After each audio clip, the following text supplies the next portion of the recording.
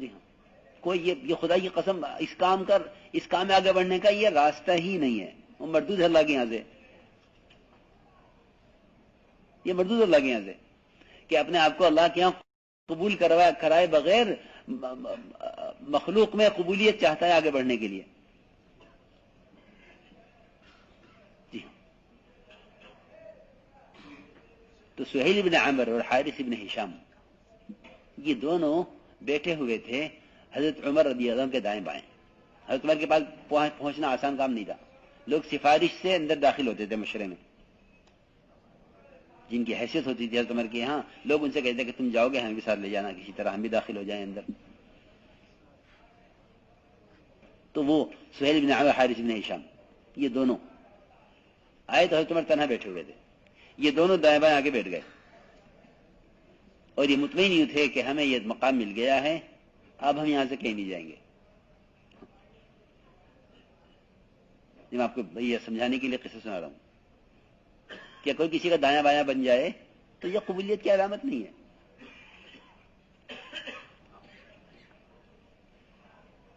جی ہاں، جو آپ دیکھیں سیاست میں کہ دایاں بازو میں بایاں بازو، اور کل کو دائیں بائیں بازو ہی ہوتے ہیں وہ جیل میں ہوتے ہیں.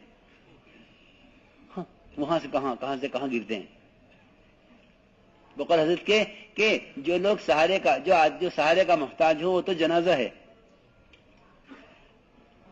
کس کا محتاج ہو؟ سہارے کا، کہ وہ تو جنازہ ہے، جنازہ جاتا ہے سہاروں سے. اور حق تو بغیر سہارے کے چلتا ہے. باطل مردہ ہے اور باطل کو سہارے کی ضرورت ہے. تو اگر کوئی آدمی چلنے کے لیے سپورٹ چاہے اپنے لیے تو کیا ہے وہ مردہ ہے. وہ اگر وہ زندہ ہوتا تو اس کو سہارے کی کیا ضرورت تھی. تو یہ دونوں سہیل بن عامر حارث بن ہشام یہ حضرت عمر کے پاس بیٹھے ہوئے تھے. تھوڑی دیر کے بعد انصار مہاجرین تقاضے پورے کر کے قربانیاں دے کے محنتیں کر کے وہ آنے شروع ہوئے.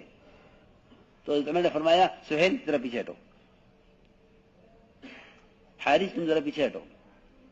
تو جو بھی آتا وہ ان کو پیچھے ہٹاتا، وہ جو آتا ان کو پیچھے ہٹاتا، حتیٰ کہ یہ حضرت عمر کے قریب سے پیچھے ہٹتے ہٹتے ان کے لیے کمرے میں جگہ نہیں رہی، ان کو باہر نکلنا پڑا. روایت میں اسی طرح باہر نکل کے ایک نے کہا دوسرے سے کہ دیکھا ہمارے ساتھ آج کیا کیا گیا ہے، ہم سب سے آگے تھے حضرت عمر کے پاس اور پیچھے کر دیے گئے. امیر نے ہمارے ساتھ کیا کیا ہے. تو دوسرے نے کہا کہ امیر پر اس کا کوئی الزام نہیں ہے، ہم تو ذمہ دار کو الزام دیتے ہیں کہ یہ فیصل ہیں انہوں نے مجھے پیچھے کر دیا، یہ فیصل ہیں انہوں نے مجھے یہاں سے اٹھا کے وہاں ڈال دیا. ہاں، یہ فیصل ہیں انہوں نے مجھے فلاں ذمہ داری سے ہٹا کے یہاں کر دیا. جی ہاں، یہ ہمارے خیالات ہیں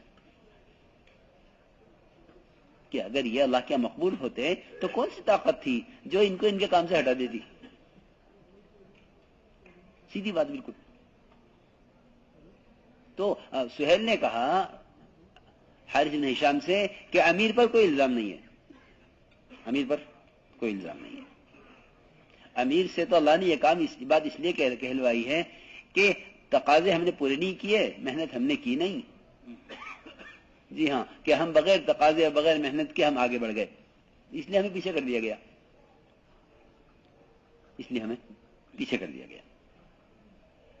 میں سچی کہتا ہوں کہ ہر پیچھے ہٹنے والا آدمی اپنے اللہ کے درمیان کے معاملے پہ غور کر لے. جی ہاں، بالکل پکی بات ہے. کیونکہ اس کی فطرت ہے کہ جس سے اس نے تعلق قائم کیا ہے اس کا تقاضا یہ ہے کہ میرا اس کا تعلق ہے، یہ مجھے آگے بڑھائے. اگر یہ مجھے آگے نہیں بڑھاتا تو یہ میرے ساتھ ظلم کر رہا ہے. یہ انسان کی فطرت ہے کہ جس طرح اپنی صلاحیت جس پر لگائے گا یہ اس سے خیر کا طالب ہوگا کہ مجھے اس کی طرف سے خیر ملے. یہاں آ کے ساتھی پٹتے ہیں. تو حضرت سہیل بن عامر نے کہا کہ نہیں، امیر پر کوئی الزام نہیں ہے. الزام تو ہم پر ہے کہ انصار و مہاجر میدان میں تھے، یہ تو آگے بڑھ گئے اور ہم کیونکہ میدان میں نہیں تھے ہم پیچھے ہو گئے. تو میں نے عرض کیا کہ کوئی کسی مقام پر پہنچ جائے تو یہ نہ سمجھے کہ میں یہاں آ گیا ہوں، یہاں سے کہیں نہیں جاؤں گا.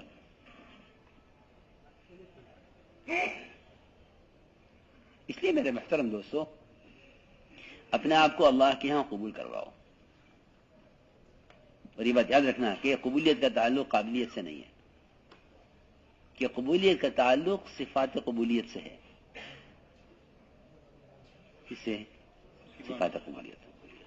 کہ صفات قبولیت میں سب سے بڑی چیز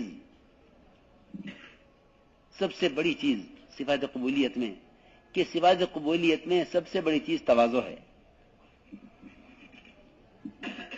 کیا ہے تواضع؟ تواضع کا کیا مطلب ہے؟ جھک کے چلنا؟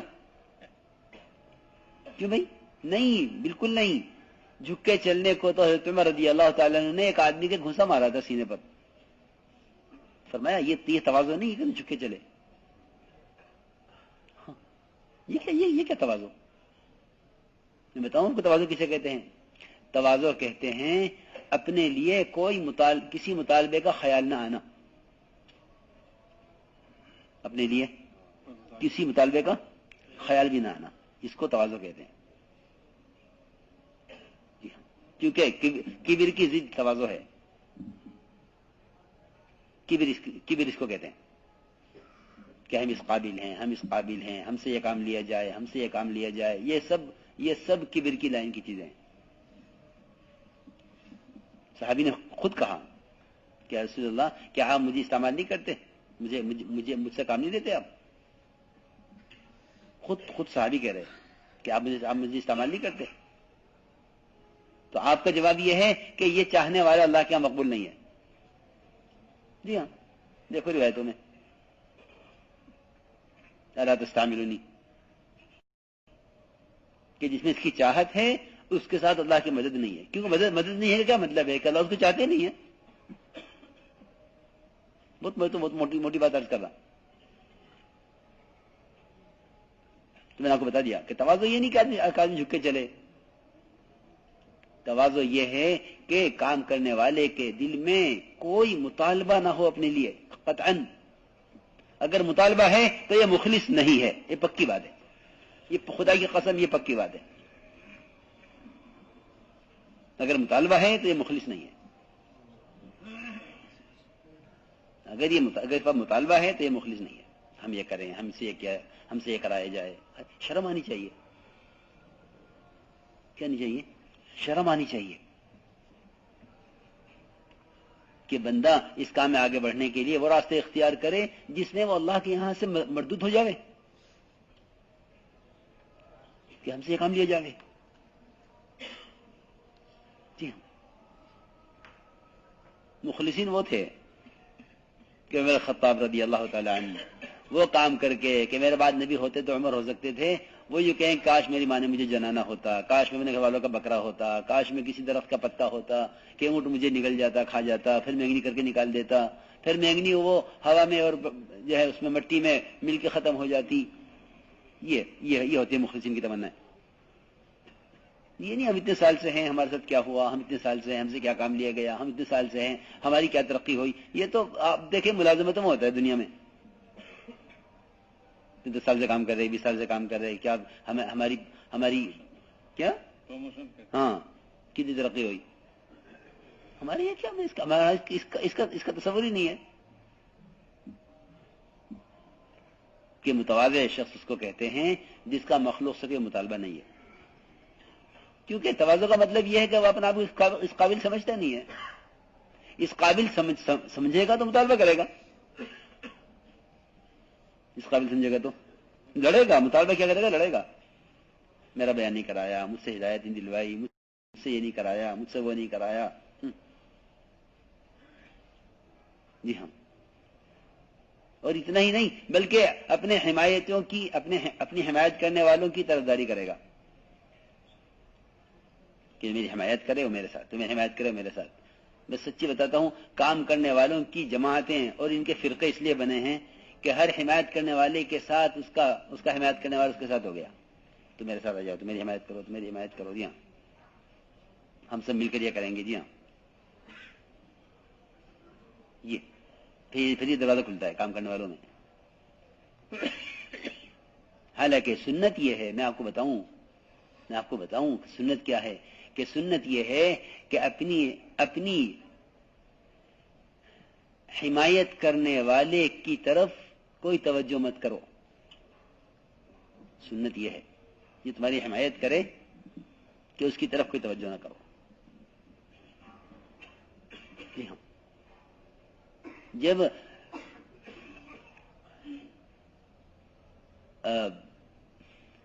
زید بن سعنہ نے حضور اکرم صلی اللہ علیہ وسلم کا گریبان پکڑ کر اور آپ سے اپنے قرض کا مطالبہ کیا 3 دن پہلے، قصہ لمبا ہے، معروف قصہ ہے، وہ دھکا دیا آپ کو، کیونکہ وہ صرف یہ دیکھنا چاہتے تھے کہ یہ نبی ہیں یا نہیں، ان کے اندر برداشت کتنی ہے. ساتھیوں کے برداشت کا بھی جو ہے نا اللہ تعالیٰ امتحان دلواتے ہیں کام کرنے والوں سے، دیکھو یہ کام والے ہیں یا نہیں ہیں، کیونکہ برداشت کرنا نبوت کی علامت ہے. ورنہ وہ آپ کا چہرہ بھی دیکھ چکے تھے، آپ کی وہ نبوت دیکھ چکے تھے، سب دیکھ لیا تھا کہ ہاں یہ نبی ہیں. لیکن وہ برداشت دیکھنا چاہتے تھے کیونکہ برداشت کرنا یہ نبوت کی علامت ہے. تو انہوں نے آپ کی گریبان پکڑ کے دھکا دیا آپ کو دیوار کے ساتھ، اور یہ کہا کہ تم قریشی ٹال مٹول کرتے ہو، وقت ادا نہیں کرتے. تو عمر رضی اللہ تعالیٰ عنہ نے فرمایا کہ اگر اللہ کے نبی کی طرف سے ناراضگی کا اندیشہ نہ ہوتا تو میں تجھے قتل کر دیتا، یہ کہ تلوار نکال دی. یہ کہ کیا کیا؟ تلوار نکالی حضرت عمر نے کہ اس کو قتل کرنا. اللہ کے نبی کے ساتھ یہ زیادتی، خود قرضہ پیش کیا بغیر طلب کے، اور 3 دن پہلے مطالبہ کر رہے ہیں گریبان پکڑ کے. آپ دیکھیں زیادتی، خود احسان کیا، خود مال خود پیش کیا، آپ نے نہیں طلب کیا تھا. وہ معاملہ کرنا چاہتے تھے، ان سے معاملہ کرو، پھر دیکھو ان کے اندر برداشت کتنی ہے. اگر یہ برداشت کر جائیں ہماری بات تو یہ نبی ہیں، برداشت نہ کریں تو یہ نبی نہیں ہیں. وہ یہ فیصلہ کرنے آئے تھے اپنے بارے میں.